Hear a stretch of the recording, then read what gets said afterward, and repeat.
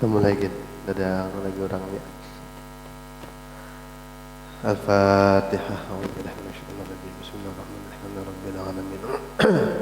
Ar-Rahmanir Rahim. Maliki yawmiddin. Iyyaka na'budu wa iyyaka nasta'in. Ihdinas siratal mustaqim.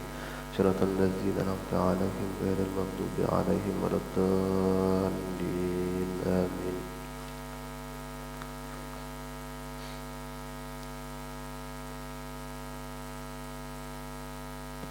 La ilaha illallah.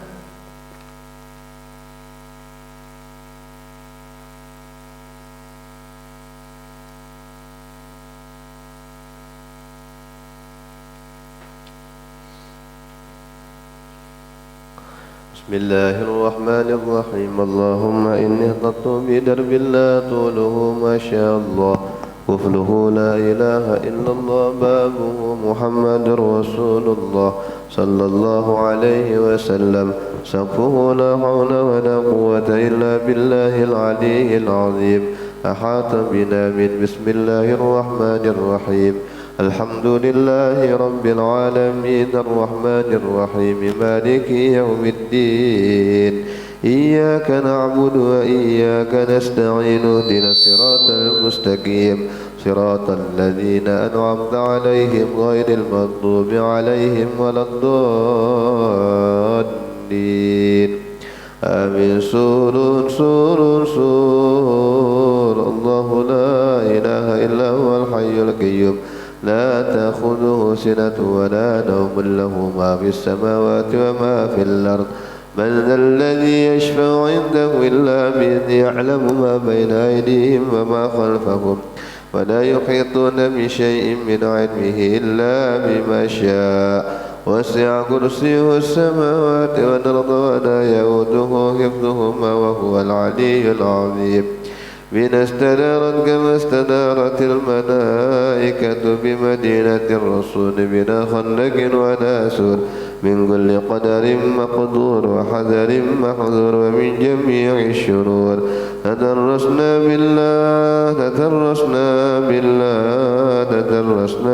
بالله من عدونا وعدو الله من سك عرش الله إلى قاع أرض الله بمئة ألف لا حول ولا قوة إلا بالله العلي العظيم. صنعته لا تنقطع بمئة ألف لا حول ولا قوة إلا بالله العلي العظيم.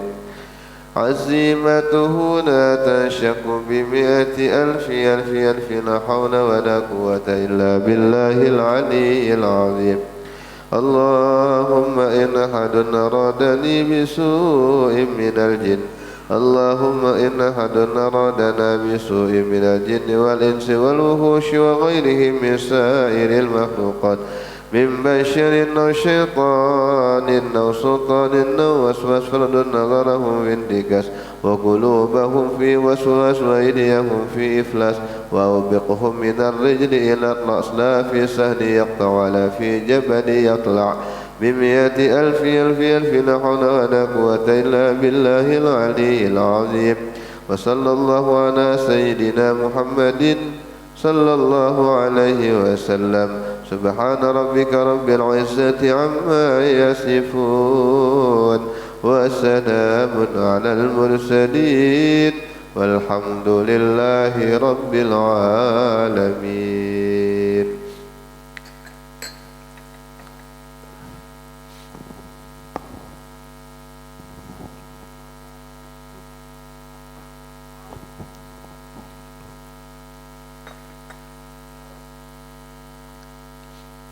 اللهم صل على سيدنا محمد طب القلوب ودوائها وعافية الأبدان وشفائها ونور الأبصار وديائها وعلى آله وصحبه. الله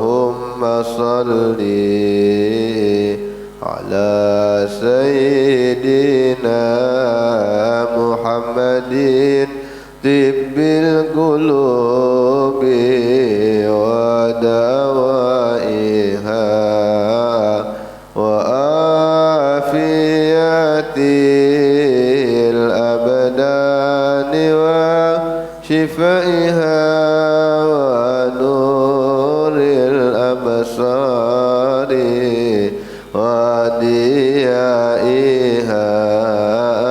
وعلى آله وصحبه وسلم اللهم صل على سيدنا محمد طب القلوب ودوائها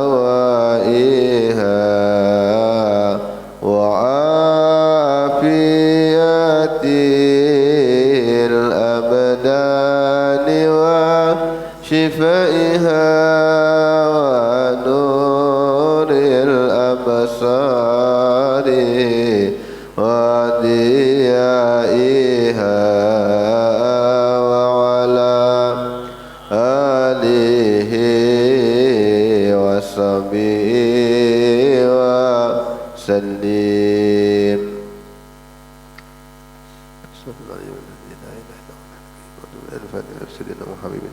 محمد بن عبد الله وعلى آله وصحبه الكرام وأزواجه وذريته وآل بيته وكل معلمين ولجميع المسلمين والمسلمات والمؤمنين والمؤمنات وأوصل إلى مؤلف هذا الكتاب السيد علي بن عباس الملك الحسني ولسيدنا الإمام النبي محمد بن علي بن عباس الملك الحسني وإلى سائر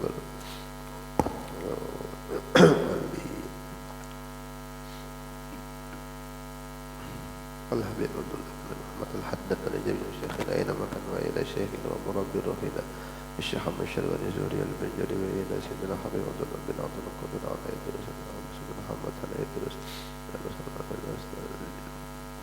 بسم الله الأستاذ المرضي وإلى أمواتنا وأمواتكم وأموات المسلمين أن الله يغفر لهم ويرحمهم ويعلي درجاتهم في الجنة وينفعنا بهم وأسرارهم وأنوارهم وعلومهم ونفحاتهم في الدين والدنيا والآخرة وعلى كل نية صالح وعلى كل ما نوى به سلف الصالح بنية قبول وتمام كل سوء ومعمول وإلى حضرة الرسول صلى الله عليه وسلم الفاتحة.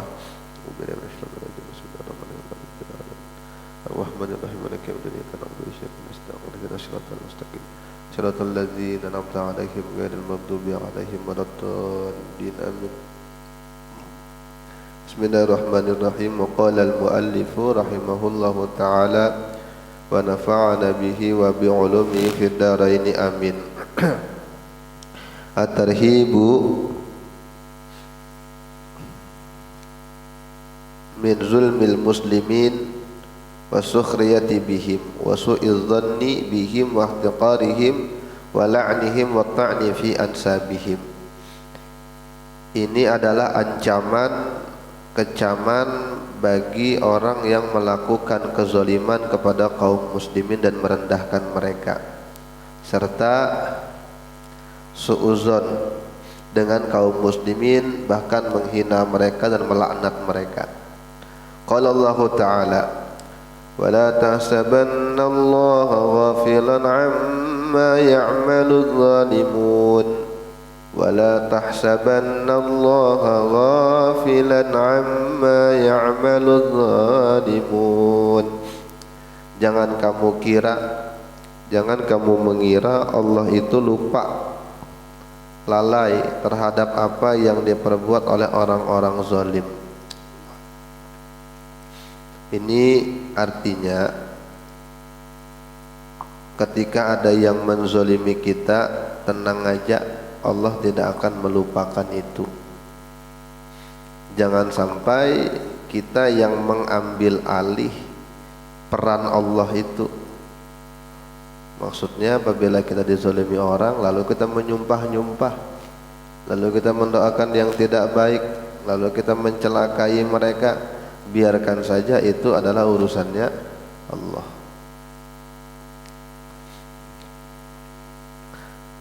bisa juga menjadi peringatan apabila kita pernah menzolimi orang, maka bagaimanapun kita sudah lupa di kejadian 20 tahun yang lalu, 10 tahun yang lalu, maka catatan itu masih tersimpan rapi.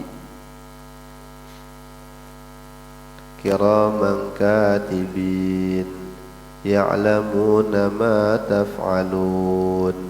Ada malaikat yang mulia yang dia tukang catat. Kiraman katibin. Mereka malaikat itu mengetahui apa yang kamu kerjakan. Semua tercatat. Wa qala Allah Ta'ala, "Wa ma lidh-dhalimina min hamimin wa la syafi'in yuta'." Tidak ada bagi orang yang zalim itu pelindung nanti di hari kiamat. Wa la syafi'in yuta'. Tidak ada juga yang memberikan pertolongan. Yuta' yang bisa diikuti di hari kiamat. Wa qala ta'ala, "Ya ayyuhalladzina amanu la yaskhar qaumun min qaumin 'asa an yakunu khairan minhum wala nisa'un min nisa'in 'asa an yakunna khairan minhun wala talzimu anfusakum wala tanabazu bil alqab bi'sal ismul fusuq ba'dal iman wa man lam yatub fa ulaika humudz zalimun." Wahai orang-orang yang beriman, janganlah sekelompok orang itu merendahkan dengan sekelompok yang lain. Barangkali ayyakunu khairam minhum, yang diolok-olok itu, yang direndahkan itu lebih baik daripada yang mengolok-olok. Begitupun dengan bebinian, ibu-ibu acil-acil di belakang, jangan bersesambatan. Quran yang memadahi, Quran yang ngasih tahu, jangan menghina sekelompok bebinian dengan bebinian yang lain. Barangkali yang dihina, yang disambati itu lebih baik daripada yang menyambati. Wala talmizu anfusakum, dan kata Al-Quran,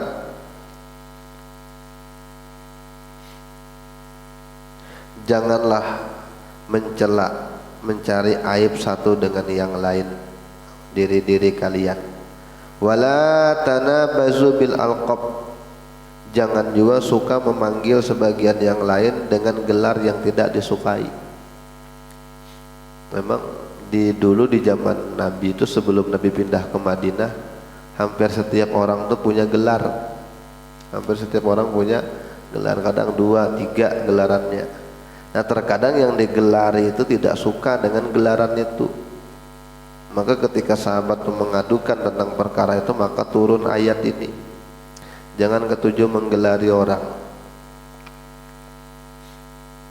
Tapi kalau gelar itu tidak bermakna buruk dan orangnya oke-oke aja, itu ada masalah. Ada masalah. Ini gelar itu tidak baik, gelar yang tidak baik, dan orangnya pun tidak suka digelar dengan gelar itu. Maka apabila dipanggil dengan gelarannya itu, maka diancamlah oleh Al-Quran. Dan sepaling buruknya nama itu adalah nama-nama kefasikan setelah orang itu beriman. Kafir gitu. Murtad nyambati orang itu fasik. Nah, itu sepaling jeleknya panggilan untuk seseorang setelah keimanan. Bungul ya. Nah, dan itu biasa itu di kalangan anak muda terkadang. Bodoh dipanggil. Kalau tuduhannya tuduhan yang tidak baik, kafir, murtad, apabila tuduhan itu tidak tepat, maka kekafiran itu akan kembali kepada yang menuduh. Itu ancaman Nabi itu. Ujung-ujungnya pas mati dalam keadaan kada beriman, waliyadzubillah. Kenapa menuduh orang kafir, menuduh orang murtad? Faman lam yatub, siapa yang tidak bertobat, fa ulaika humuz zalimun, itulah orang yang zalim, kata Al-Qur'an. Wailul likulli humazatil lumazah, celaka bagi setiap pengumpat, ya, yang ketujuh menghulut-huluti orang. Wa qala ta'ala, ya ayyuhalladzina amanu ijtanibu katsiran minadh-dhann inna ba'dadh-dhanni itsm. Apa kata Quran? Wahai orang-orang yang beriman, jauhilah kebanyakan dari prasangka, karena sebagian prasangka itu dosa. Wala tajassasu wala yaghtab ba'dukum ba'dha, jangan juga tajassus, mengintai-intai, kalau di Facebook scroll mencari-cari kesalahan, atau karena di YouTube video yang 5 tahun lalu dicari-cari kesalahannya baru dipotong videonya. Jangan begitu. Wala tajassasu, jangan mengkorek-korek kesalahan orang. Wala yaghtab ba'dukum ba'dha, janganlah menggibah sebagian kamu dengan sebagian yang lain. Ayuhibbu ahadukum ayyakula lahma akhihi mayyitan fakarihtum, apa kalian, salah seorang kalian suka, senangkah kalau memakan daging teman bangkai sendiri, memakan bangkai teman sendiri, ya. Maka begitulah Al-Quran menggambarkan orang yang menggibah itu maka seperti memakan bangkai temannya sendiri.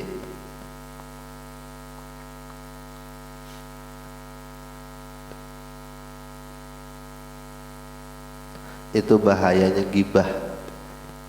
Bahayanya gibah. Gibah ini biasanya tuh lebih banyak bebinian yang terjerumus, ya. Lelakian gin bisa juga gibah. Gibah itu membicarakan orang lain, sekalipun pada faktanya benar, tapi kan memang macam itu kelakuannya. Kayak apa? Itu gibah namanya. Kalau tidak sesuai dengan faktanya, maka kita mengolah fitnah. Tapi memang inya juga kelakuannya yang pengen digibah. Memang kelakuannya buruk, kelakuannya maulah-ulah. Jadi memang inya yang memancing kita untuk kita begibah. Yaitu justru menjadi sarana latihan kita untuk bisa suuzon dan menahan lidah kita, ya. Kalau kita tidak ketemu dengan orang-orang seperti itu, di mana kita latihan? Ini kan setiap pelajaran, setiap malam minggu, setiap malam Rabu, itu nampian tulak pengajian itu teori aja itu. Di mana pian prakteknya? Prakteknya ya apabila ada sarananya itu. Ya kan ada sebagian orang yang kelakuannya memberi muar, gerigitan kita. Nah saat seperti itulah kita dilatih sebenarnya. Itulah latihan langsung ke lapangan. Yang teori-teori di pengajian itu terpakai kada kira-kira. Satu sisi memang jangan juga kita berada di posisi tuhmah. Posisi tuhmah itu posisi yang meolah orang lain berdosa. Kita nih misalnya, apa ya contohnya, Tuhan sudah, tapi kelakuan di tengah orang banyak kayak kekanakan, ujung-ujungnya orang menyambati, jadi menimbulkan kontroversi atau mencari sensasi yang buruk, ya. Mengolah video di TikTok ibu-ibu umur 50 tahun lebih berjoget pina iya di TikTok, padahal umur 50, andang kuciak-kuciak di pinggir jalan. Akhirnya timbullah orang itu mengolok-olok. Nah itu jangan. Kenapa? Karena berarti kita membuka potensi orang lain untuk berdosa. Kita yang mengolahkan jalan dosa orang, kita pun berdosa. Posisi tuhmah.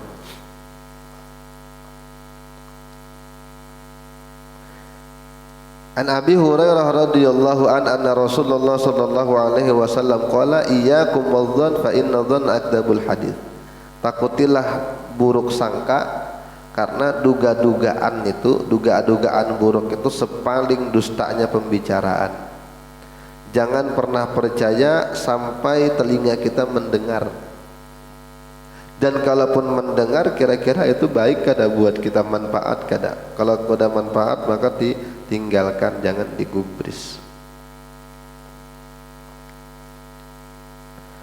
Bihasbi mri'in minasyarr ayyahqira akhahul muslim. Kata Nabi, cukup seseorang itu berbuat buruk apabila dia menghina saudaranya yang muslim. Bahkan la'nul mu'min ka qatlihi, kata Nabi. Melaknat orang beriman itu seperti membunuhnya dosanya. Karena apa? Karena sikapnya orang mukmin itu, kata Nabi, laisal mu'min bitta'an. Orang mukmin itu tidak mencela, walal la'an tidak melaknat, walal fahish tidak berbuat keji, walal bazi tidak berbuat kotor. Itu orang beriman.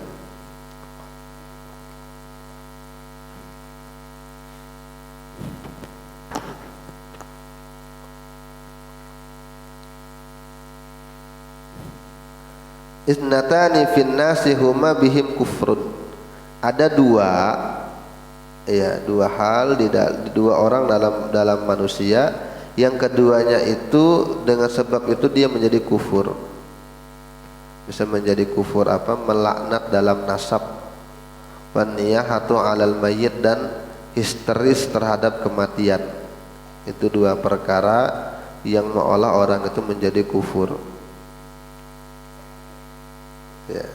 Jadi di tengah-tengah kehidupan manusia, kita ini hidup bermasyarakat, kita hidup di dunia, itu dengan dua sikap ini itu menyebabkan kita tuh bisa menjadi kufur. Pertama, melaknat nasab orang, melaknat nasab orang. Yang kedua, menangisi mayit. Itu yang Nabi katakan. Al-Fatihah.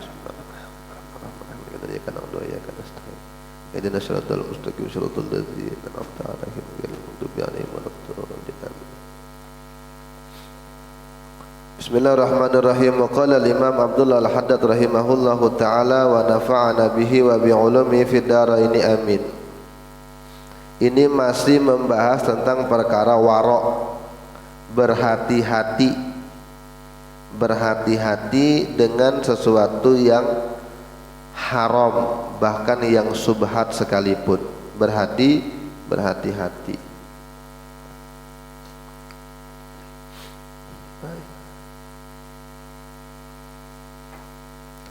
Wa innama yastadillu ala wara'in ar-rajulu bi ihjamihi 'anil amril mushkili hatta yattadhiha.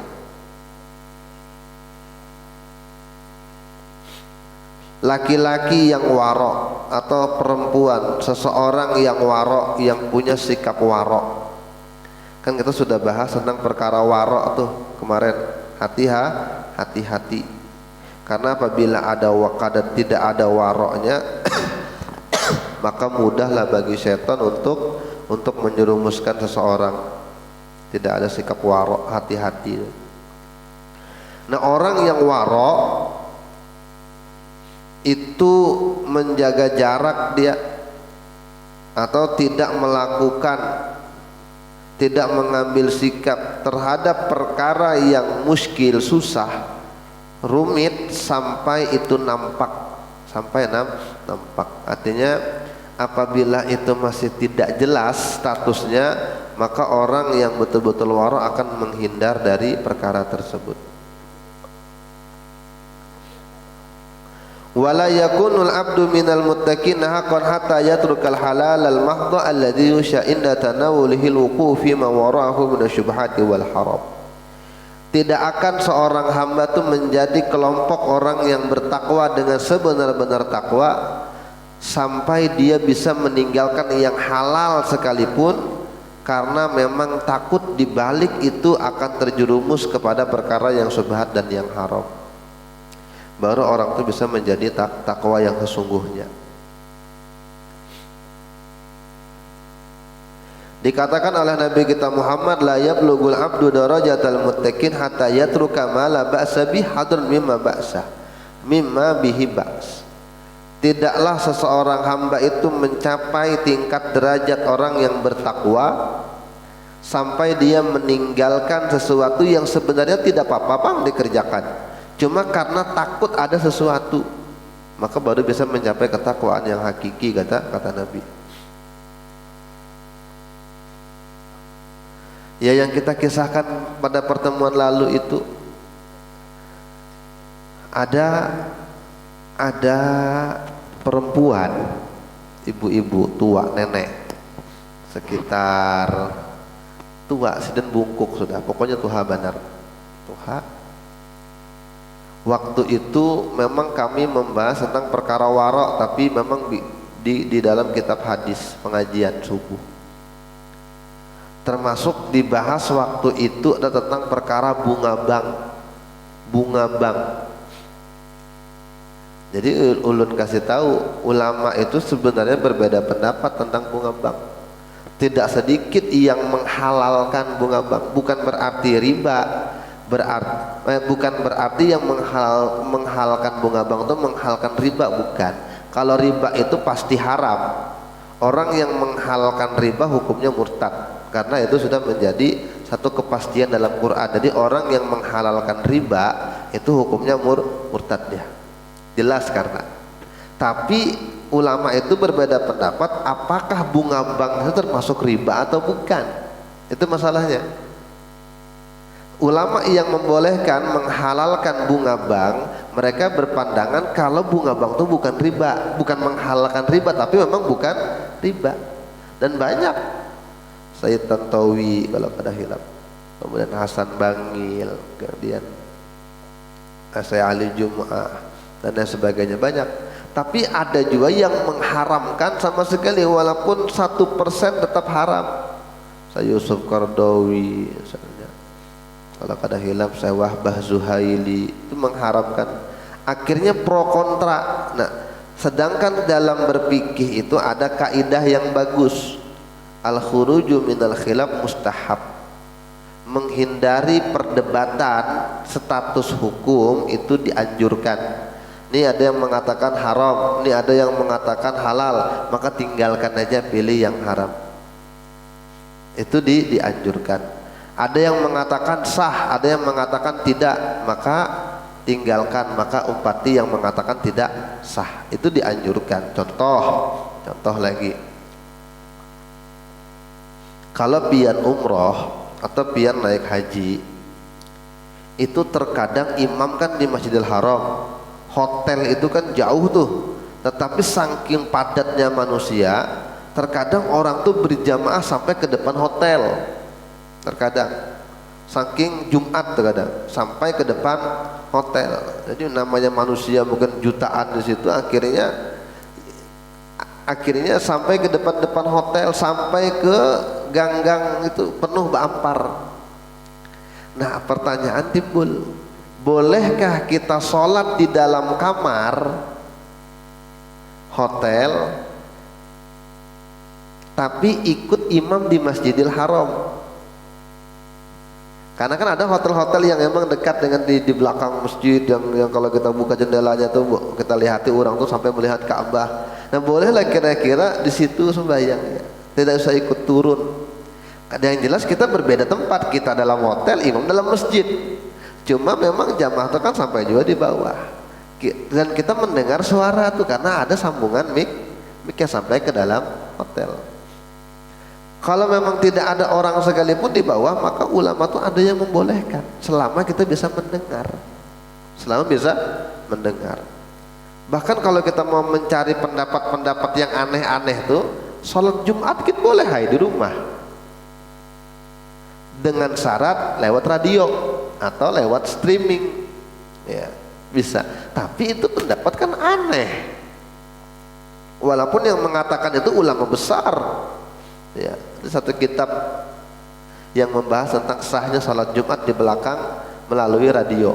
Bahari kan radio, wah ini kan sudah ada streaming. Jadi kayak apa kira-kira? Di Islamik misalnya nih, di Islamik nih Jumatan loh, Jumatan. Tapi dengan syarat diantaranya jangan sampai di depan imam. Berarti orang lok bahu udah bisa. Orang keledang, orang samar seberang, itu kan di belakang imamnya loh, berseberangan sungai. Putar streaming, pasang di depan gitu. Nah, streaming gitu.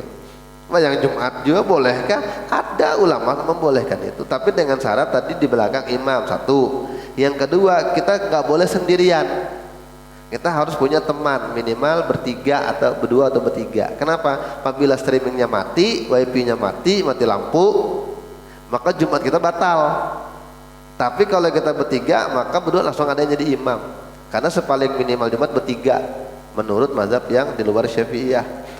Nah, tapi bolehkah kita pakai pendapat itu?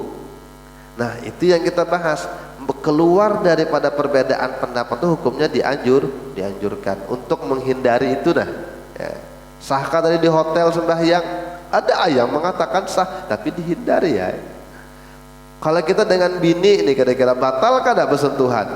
Oh, imam kita Syafi'i mengatakan batal, tapi imam lain kada, maka umpat imam Syafi'i karena lebih selamat.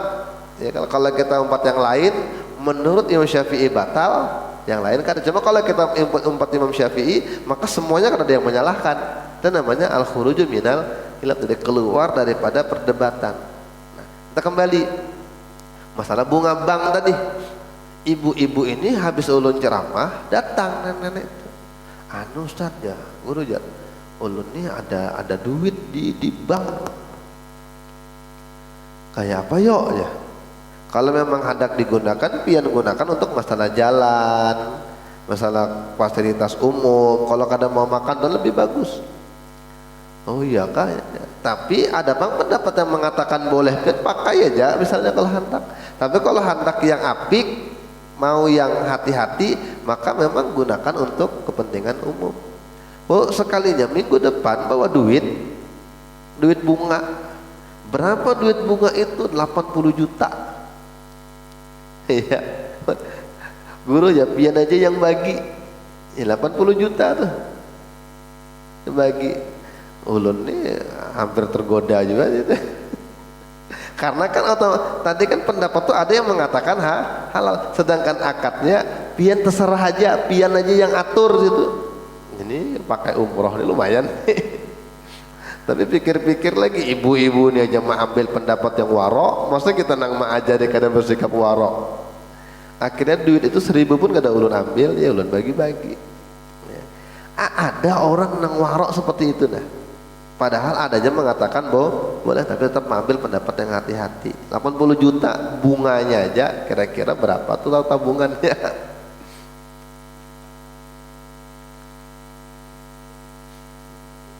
Jadi tidak akan mencapai derajat yang takwa sampai orang itu meninggalkan yang halal sekalipun takut karena ada apa-apa di belakangnya. Intinya tuh bahkan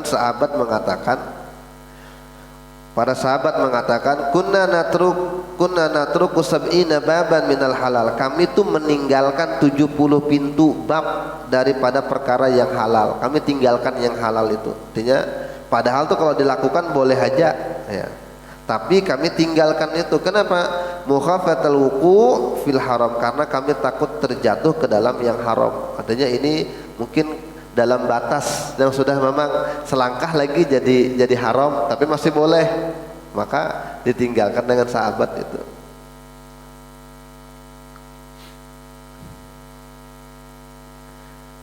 Tapi perkara ini kata Imam Haddad sudah ditinggalkan dengan orang banyak sekarang. Udah dari dulu nih amalan sahabat ini, sikap sahabat ini nggak dipakai lagi dah. Dan Imam Haddad ini 300-400 tahun yang lalu udah mengatakan udah lama tapi sikap sahabat ditinggalkan. Artinya di zaman sini aja udah orang kada warok lah, banyak yang kada warok yang macam ini lagi. Apalagi di zaman kita, faman lana bi waroin, maka bagaimana kita nih dengan warok kita yang bisa menghalangi kita daripada yang subhat dan haram? Susah, ya susah. Kalau mau betul-betul hati tidak mau dengan bank, mana bisa menghindar? Orang Quran aja baru bisa keluar dengan bank kok.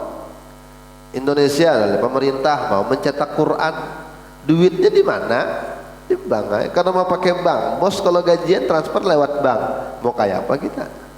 Ya, maka tapi ma la yudraku kullu la yudraku jullu. Sesuatu yang tidak bisa ditinggalkan semua, diamalkan semuanya, maka jangan tinggalkan semuanya. Artinya sebisa mungkin kita hindari perkara-perkara yang memang subhat itu. Termasuk kemarin contohnya serangan Pak Banjar, itu subhatnya nyata itu. Kenapa tiba-tiba baik ketika hendak pemilu? Sebelumnya kan pernah bagi-bagi duit, ya itu nyata. Tinggalkan, walaupun dia ngomong sedekah, iya sedekah, kami wallahi kami sedekah, tinggalkan aja. Kenapa? Takut di balik itu ada yang haram. Dan gitu orang-orang bertakwa itu. Apalagi kalau sudah serangan Banjar itu bukan subhat lagi, haram. Kenapa? Agama melarang, negara melarang, kuat sekali anunya, larangannya.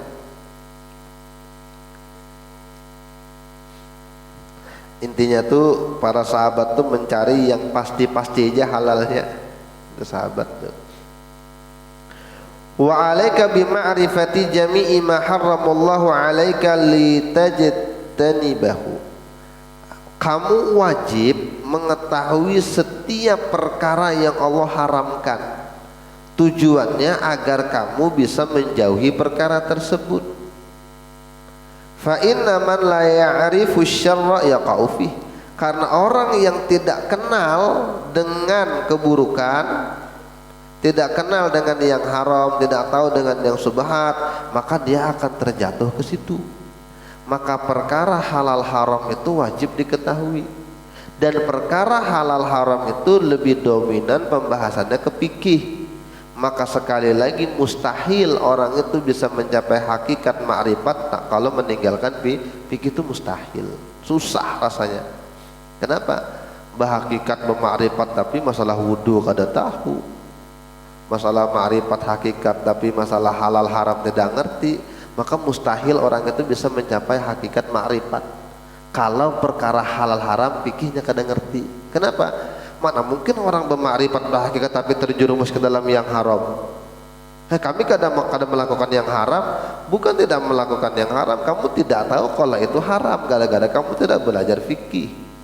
Maka sekali lagi fikih itu tidak pernah dipisah dengan hakikat dan ma'rifat, tidak pernah. Jadi syariat selalu bergandeng dengan hakikat. Tidak bisa dipisah, tidak bisa.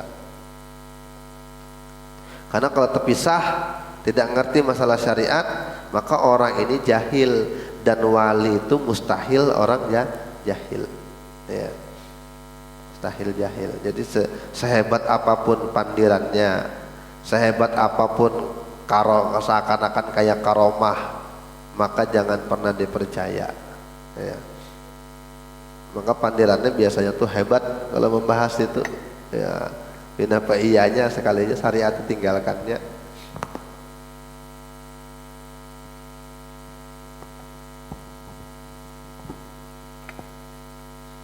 Memang besyariat aja kada berhakikat itu hambar sekali, ya. Dan memang bungkusnya jauhnya syariat bungkus saja, iya bungkus, tapi isi itu kalau tidak ada bungkus buruk. Makanya ujar almarhum guru Ijak tuh ingat, dan almarhum guru Ijak itu syariat itu memang mungkin dianggap orang seperti ilmu bawah, ilmu SD, baca tulis, tapi Jarsidin orang yang hebat tuh kadang meninggalkan baca tulis. Artinya walaupun sekelas profesor, doktor, tetapinya kadang meninggalkan baca tulis. Justru semakin tinggi gelarnya, semakin alim orangnya, semakin perlu dengan baca dan tulis.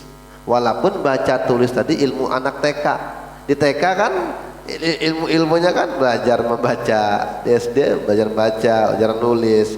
Ya itu syariat lah ibaratnya. Walaupun ilmu dasar, tetapi setinggi apapun orang bermakrifat bahagia pasti bersyariat. Sama setinggi apapun gelar orang, mau profesor mau doktor, tetap dia pasti memakai ilmu TK SD tadi, yaitu ilmu baca tulis, karena itu selalu melekat dengan setiap keilmuan.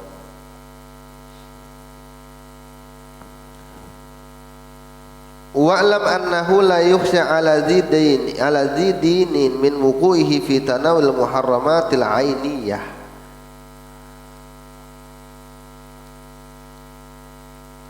Ketahuilah, kata Imam Haddad, memang tidak khawatir lagi orang yang punya pemahaman agama. Ini sembahyang aja 5 waktu, majelis hadir aja, paham aja di halal haram, sekolah juga di pondok mungkin, tapi tidak khawatir itu untuk jatuh sampai memakan yang haram secara nyata. Seperti apa? Seperti memakan yang jelas-jelas haram, seperti memakan sesuatu yang tidak halal. Kadang mungkin ini memakan biawak atau rica-rica bekecot, karenanya ada dasar, tidak khawatir. Jadi orang yang punya ilmu dasar, orang yang pernah mengaji, orang pernah belajar, insya Allah tidak dikhawatirkan terjerumus temakan yang haram, yang memang bendanya haram. Tetapi yang masih bisa dikhawatirkan atau mengambil harta orang lain dengan cara permusuhan, dengan cara zolim, dengan cara merampas, merampok, mencuri, ya. Tetapi itu bisa terjadi, itu memang orang itu yang jabarin anid atau syaitan, yang orang yang memang angkuh, dan orang yang memang tidak merasa salah. Jadi orang memang kada peduli dengan agama, yang sama sekali pengajian kada mau berparak lagi, dengan kiai kada mau dekat lagi, tidak mau dekat dengan ulama. Itu yang bisa temakan yang nyata-nyata haram, kayak makan temakan yang kada jelas, karena kada belajar. Jadi kalau orang paham dengan agama, insya Allah aman. Tetapi, nah ini tapinya, orang sekalipun paham agama masih bisa temakan yang subhat, masih bisa temakan yang subhat, ya. Kalau orang pandai agama tapi masih makan yang haram, berarti memang menjadi setan nih, ya. Ya, memang wataknya memang yang angkuh, terlalu sombong, adanya halal kah haram kah peduli, walaupun tahu. Memang ada orang seperti itu, tapi kan jarang. Tapi yang sering terjadi itu orangnya pengajian tulang berangkat, sembahyang, orangnya berpendidikan, tapi biasa temakan yang subhat. Apa sebabnya, kata Imam Haddad? Sebabnya itu karena 3 perkara. Ini kiai sekalipun bisa masuk di situ, ya. Kiai apalagi nang ustad-ustadan aja, ya. Ini kiai sekalipun masih bisa masuk di situ, temakan yang subhat. Apa sebabnya? Ada 3, ya.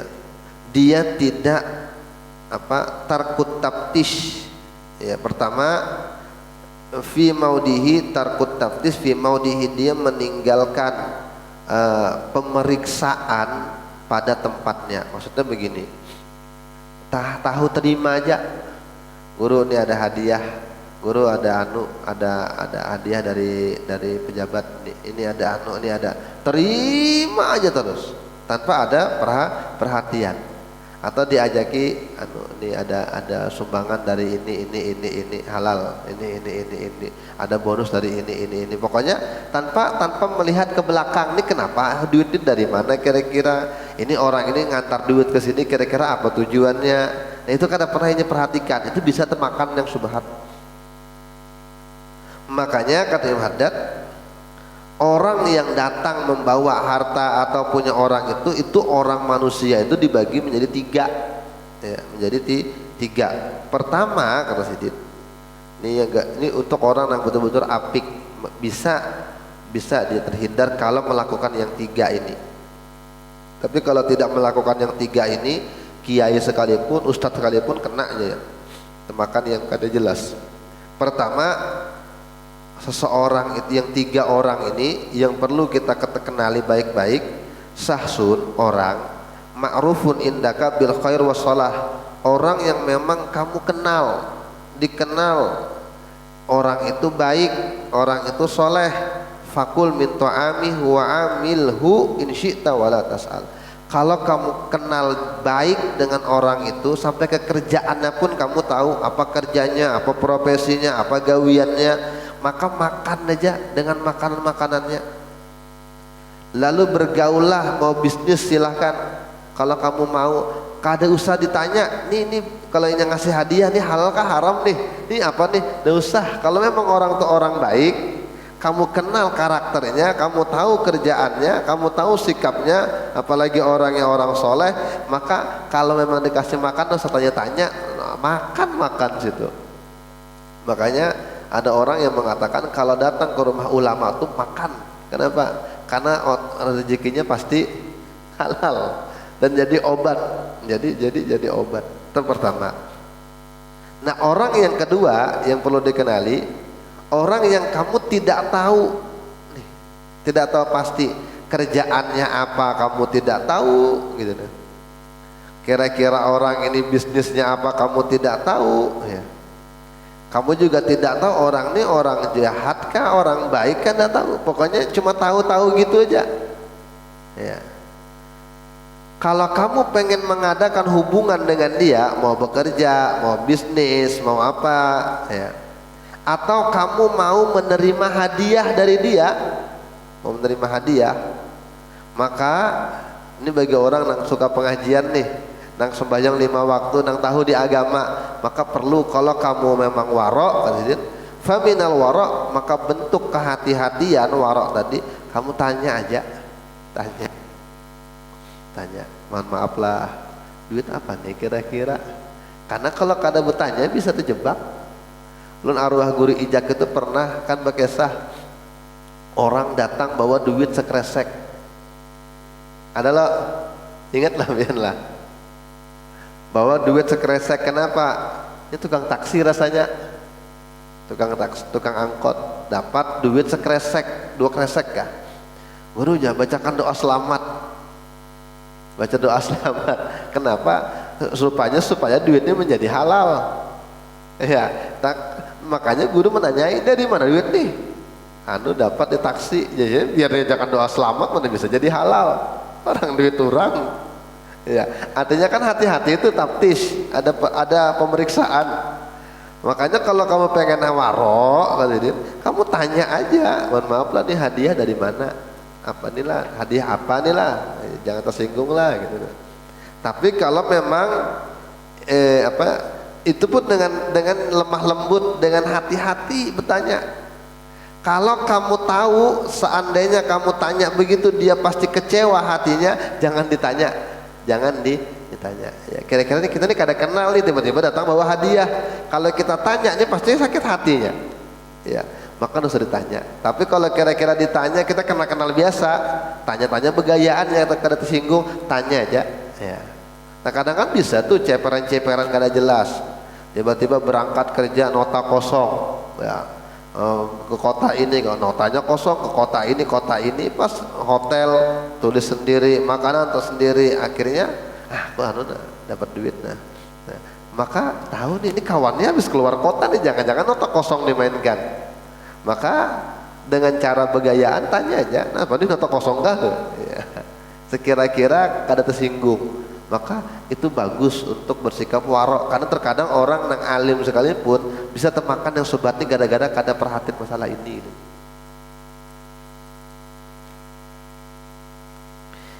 Yang ketiga,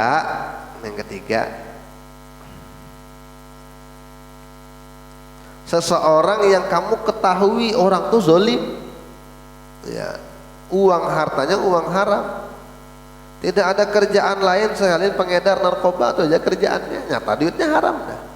Tapi kan walaupun ada kemungkinan kecil dia mungkin dapat dari yang halal, bisa jadi ya. Atau orang itu kadada laki kadada misalnya masih muda, setiap malam pakaian seksi, subuh baru pulang diantarkan laki-laki, ini kira-kira ada banyak duit, dari mana duit ini ya. Maka bisa jadi kemungkinan dia hal-hal yang tidak baik, kemungkinan kecil duitnya itu duit halal. Maka kalau sudah begitu kamu tahu dia zalim, maka tinggalkan. Seperti juga orang yang mengerjakan riba, kerjaannya apa, tukang gandakan duit ya. Dan orang itu juga misalnya terlalu berani mengambil resiko jual beli, artinya kada tahu fikihnya, pokoknya berani dengan neraka gitu ya. Apa haram sekali-kali ya. yang haram aja ngalih, apalagi yang halal. Orangnya emang kada perhatian, orangnya nih kada peduli dengan agama. Nah itu hati-hati. Yang dia tidak peduli dari mana dia dapatkan harta, pokoknya asal ada kesempatan, oke, asal ada bisa dijual, jual, pokoknya bisnis pokoknya. Tidak kada paham tuh harta siapa, ini memanfaatkan apa kira-kira. Ya, maka kalau orang kamu tahu begitu, maka bagi Allah tu'amila hadzal rasad, kamu jangan bergaul dengan orang ini, jangan diambil hartanya, jangan diterima hadiahnya. Kalau memang kamu kepepet, kadang kan tidak enak kita. Ya, ini kerjaannya tahu nih kerjaannya begini, ini usahanya begini, tahu nih haram, tiba-tiba datang bawa hadiah. Maka kalau memang kamu tidak enak, pasti menerima juga, atau memang pengen juga dengan hadiahnya, maka apa Jarsidin? Wa in kana wala budda. Kalau memang begitu, maka mestilah faqat dimitaftish was soal. Kamu cek dulu dan kamu tanya dulu, mohon maaf lah ini duit dari mana ya. Tapi paling enak tuh dengan gaya bercanda bang ya, dengan gaya bercanda, akhirnya orang nggak tersinggung. Maka tanya itu wajib ditanya. Ini seluruhnya berbicara tentang perkara warok, tentang perkara warok, sampai kamu tahu itu halal di tangannya walaupun itu hal yang jarang. Ya, yang halal itu hal yang jarang dari tangannya, tapi kamu tahu, maka itu warok, kamu harus tanya baik-baik. Ya. Fa inda dzalika yajibu 'alaikal ihtiram. Maka kalau memang ini berbicara bab warok, maka ketika begitu keadaan orangnya, maka wajib kamu menjaga diri dari dia itu. Ya. Ini sekali lagi bicara warok, ya, wa hadza kulluhu minal warok. Ya, ini semua sikap warok. Tapi kalaunya fikih itu masih antara aja. Kalau memang kita lihat orang ini memang jelas, memang fikih itu pokoknya ada bukti dulu, hukum itu baru kita bisa katakan haram. Memang kerjaannya ini tiap malam mungkin naik ke pub malam, naik mungkin ke pelacuran misal. Tapi kan mungkin aja jadi beri hadiah dengan orang. Mungkin aja ini dapat bonus apakah dari tetangganya, yang mungkin aja tuh dapat duit, atau ini diberi kiriman dari anaknya kah, dari kuitannya kah, bisa. Maka selama itu tidak pasti, maka fikih itu hukumnya halal. Cuma kita kan bicara masalah tasawuf, masalah warok. Tapi fikih tanpa tasawuf itu kering, ya, makanya perlu disatukan.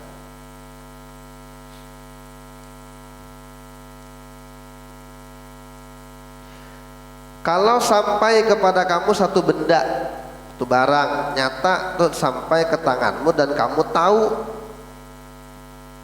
status hukumnya, atau kamu menyangka tapi sangkaannya sangka kuat dengan ciri-ciri yang jelas kalau barang itu barang haram atau subhat, maka fala tatawaqqafu, kamu jangan berhenti untuk menolaknya, artinya kamu harus tolak dia.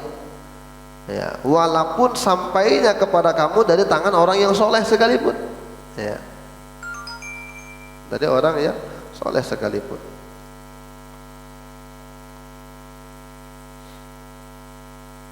Itu yang apa tadi?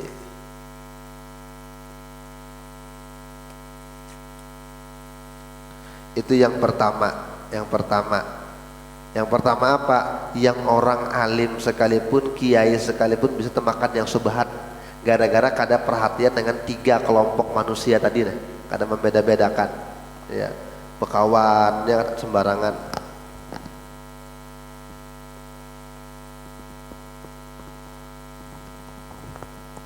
Bekawan dengan orang yang jabatannya tinggi misalnya, tiba-tiba kalau hitung-hitungan gaji dengan pengeluaran, mobilnya berapa, rumahnya berapa, kira-kira kada memadai, ada imbang. Harusnya dengan gaji pangkat dia sekian, harusnya dia tidak sanggup untuk membayar listrik rumahnya kalau rumahnya banyak misalnya, atau pajak mobilnya banyak misalnya.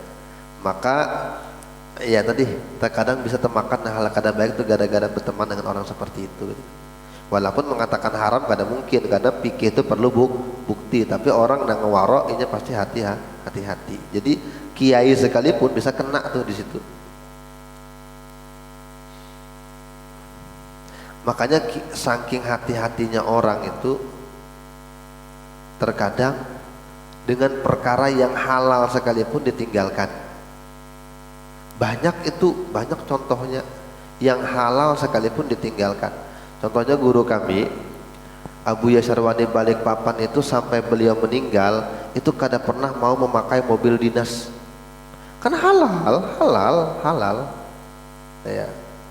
Kiai Gontor itu guru kami, ada sekolah alumni Gontor, itu mengharamkan anak cucunya untuk masuk PNS. Halal.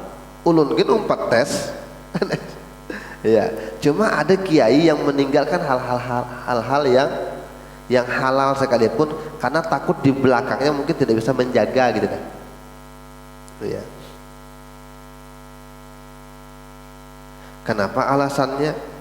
Tapi jangan pian terpengaruh, jangan pian menyebarkan anu jar setopik anu jar menyambat masuk PNS haram jar. Jangan bukan, itu halal. Ya halal. Tapi dengan cara-cara yang benar, halal. Tidak ada masalah itu dalam fikih. Cuma ada orang yang meninggalkan itu gara-gara takut di belakangnya terjerumus kepada yang haram. Kenapa? Ternyata karena jar kalaunya menggaji namanya duit umum ini kena duit pajak cukai di situ, duit karena masuk minuman keras yang izinnya ada di situ. Kayak lokalisasi macam kayak Doli di Surabaya, lokalisasi terbesar di Indonesia tuh dilegalkan, ada pajaknya ya di situ juga masuknya. Jadi duit itu kan tercampur tuh. Ya, ada sebagian orang yang apik sampai ke situ. Pian jangan heran di Lok Bahu aja ada kayak macam kalau arwah Kai Abdullah, Kai Bujang. Kalau cerita Kai, ulun kan ada nemui, cuma ulun mendengar cerita-cerita itu. Pakai air ledeng aja kada mau sih Din. Apa? Halal. Ulun aja beledeng kita di rumah. Cuma ada orang yang sampai ke situ pun tidak mau. Ya. Bahkan ketika dimampiri, Kai kan sini kan sembahyang ke Masjid Raya kalau. Iya. Dari Lok Bahu ke Masjid Raya. Bapak sih batis sepeda. Jalan batis, Lok Bahu Masjid Raya. Apabila ada orang yang memampiri pakai motor, takutnya sidin, kredit kah cash? Kalau bilang kredit terus saja. Padahal ya kalau kita ulun pribadi pun kada sanggup gitu ulun kalau nyata tawaran naik 4 dulu. Iya. Cuma ada orang ini tadi ini yang sudah jarang sekali yang kayak sahabat tuh sikapnya yang meninggalkan yang halal sekalipun karena di belakang itu ada was-was yang bisa menjerumuskan kepada yang haram sekalipun ya. Tapi sekali lagi ini bab waro ya. Ya, kalau kita, jujur aja sampai ke taraf itu susah rasanya ya. Kayak apa orang dan kita ini kadang buat kreditan aja masih 4 kreditan ya. Blessing segala macam. Nah itu sekalipun kiai bisa masuk di situ kecuali berhati-hati tadi. Cuma yang berhati-hati ini level tingkat dewa sampai ada di seberang itu kiai namanya almarhum Guru Abu Qasim, arwah Guru Abu Qasim, orang bilang Guru Hirang. Itu anak-anak sidin ulun takutnya kenapa kada mau ambil motor atau abah itu melarang kami kredit motor kecuali cash. Ada arwah Guru Hirang, arwah Guru Abu Qasim. Biarlah. Kata kalau sudah jelas ini duit kalian tolak sudah ya. Kayak orang ada proposal masuk, ada anggota dewan bepadah dengan Abu Yasarwani, ulun bisa pakai nguruskan untuk pondok ini, bikinkan proposal nanti cair 2 miliar tapi bagi-bagi kita. Dosa gitu dan bawa aja kamu dosa. Iya. Itu bapuaro. Jadi kalau kiai kada hati-hati kena atau dengan itu. Kalau memang kada hati dengan 3 orang tipikal dia. Yang orang tadi yang 3 orang tadi yang diketahui baiknya atur aja situ. Yang kedua antara maka tanya. Yang ketiga jelas kada baik maka tolak ya. Itu yang pertama. Yang kedua dikit lagi nih, tidak menjaga dari muamalah yang rusak. Ini jual beli biasanya, jual beli atau masalah hutang piutang atau pokoknya masalah muamalah lah. Maka cara yang bersih untuk ini, kamu tinggalkan semua jual beli yang rusak, yang tidak sah, bahkan yang makruh sekalipun. Ini tentu luas bahasannya karena kita bahas fikih berarti ini, ya. Bagaimana jual beli yang memang diperdebatkan oleh para ulama. Maka jangan kamu menjual, jangan kamu membeli kecuali dengan sigot yang jelas. Ini kayak abah guru ini bagus mengajari kita, ulama-ulama kita di Banjar, sampai perkara yang kecil aja pasti bersambat juallah, belilah. Itu saking menjaga diri dari perkara muamalah yang bisa rusak, yang fasid tadi, yang kada sah itu bisa. Karena sebagian ulama yang keras mengatakan kalau tidak ada akad tidak sah. Walaupun sebagian ulama itu mengatakan boleh aja, apalagi madzhab Abu Hanifah. Kayak kita kayak apa kalau di bandara masukkan duit tiba-tiba berpandar dengan alat, belilah, sampai mana bisa kita beli dengan sistem ini di bandara atau kayak kulkas, tinggal masukkan duit pakai sensor 10.000 keluar misalnya minuman. Ini kayak apa kita mau sigot akad jual beli, ya. Maka memang dalam beberapa keadaan memang ya kada bisa kita menggunakan itu, tapi orang nang waroknya pasti sampai hal kecil itu diperhatikan, sehingga untuk belanja di warung aja mentradisi ulama kita pakai akad jual beli, juallah, tukarlah gitu. Itu bagus tuh, bagus sekali. Walaupun wala ba'sa bil mu'attah fil muhaqqarat, tetap dan tidak masalah kata beliau kalau itu akad ta'atoh, akad mu'attah dalam perkara-perkara yang remeh. Contoh ya, anak kecil itu sebenarnya dalam hukum fikih tidak sahnya jual beli. Ulun kanakan kayak mahbub nabub yo, belikan bang abah gula, sebenarnya kada sah. Kenapa? Karena serukun jual beli itu orangnya harus akil balik. Tapi untuk perkara-perkara yang remeh itu kada masalah, tidak masalah. Kenapa tidak masalah? Karena akadnya bukan akad jual beli, tapi akad saling memberi. Aku beri kamu duit, kamu beri aku barang. Tapi itu bukan dinamakan jual beli. Jadi misalnya kayak yang pian bewarungan, yang atau kita anakan halus, kita suruhnya belanja, kita beri ya duit 10.000, 5.000, itu kan yang muhakkarat lah, hal yang remeh lah. Itu tidak jual beli pada hakikatnya, itu hanya saling memberi aja. Ya, cuma itu sah-sah aja. Dan hindari menipu, hindari berdusta, hindari sumpah dalam berdagang.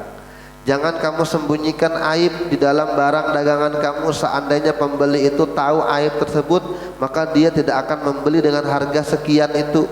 Maka jangan sampai jual beli menyembunyikan aib, ya.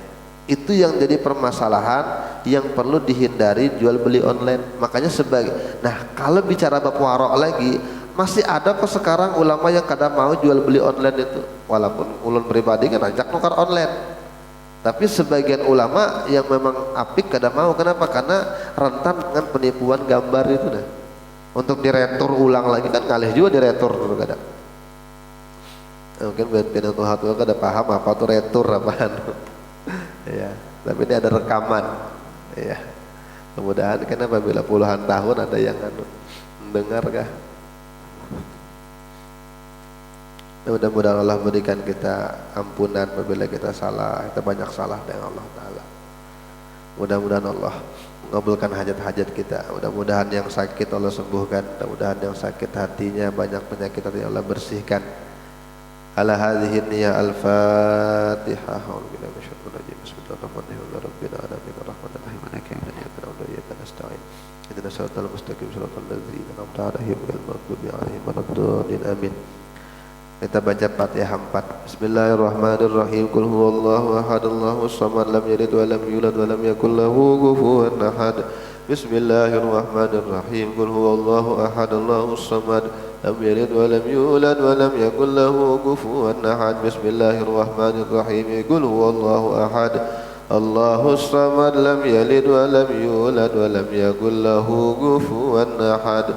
La ilaha illallah wallahu akbar. Bismillahirrahmanirrahim.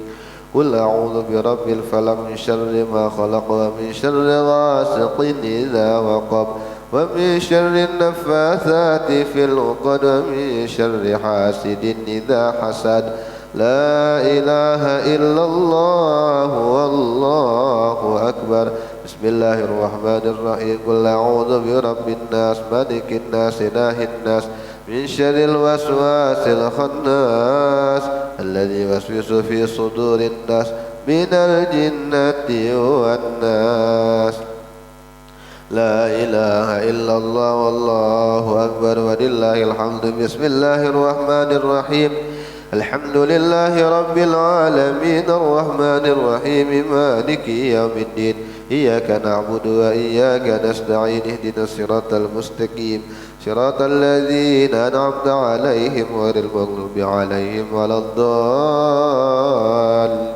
آمين آمين يا الله يا أرحم الراحمين الحمد لله رب العالمين صل وسلم على سيدنا محمد وعلى آله وصحبه أجمعين اللهم إنا قد قرأنا القرآن من سورة الفاتحة والملوك وغير ذلك من أعمال الخيرات في هذا المجلس المبارك اللهم بلغ وأوصل ثوابها إلى روح سيدنا وحبيبنا رسول الله محمد بن عبد الله وعلى آله وصحبه الكرام وأزواجه وذرياته وأهل بيته وكل معلمين ولجميع المسلمين والمسلمات والمؤمنين والمؤمنات الأحياء منهم والأموات وخصوصا إلى روح عبد الحسين بن عبد الرحمن وإلى محمد الفارس bin Haji Mardani wa ila amwatina wa amwatikum ajma'in sampai saja keluarga kita masing-masing.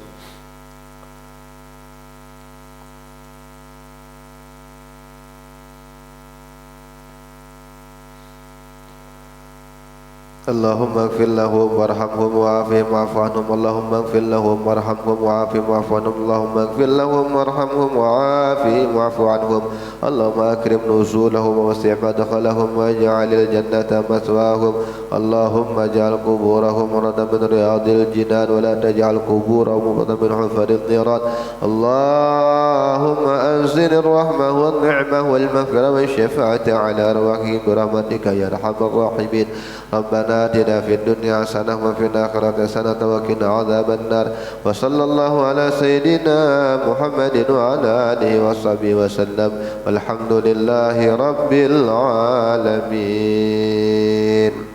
سبحانك اللهم وبحمدك أشهد أن لا إله إلا أنت أستغفرك وأتوب إليك تقبل الله منكم. Kita insya Allah maulid Nabi itu beracara di tanggal 14 September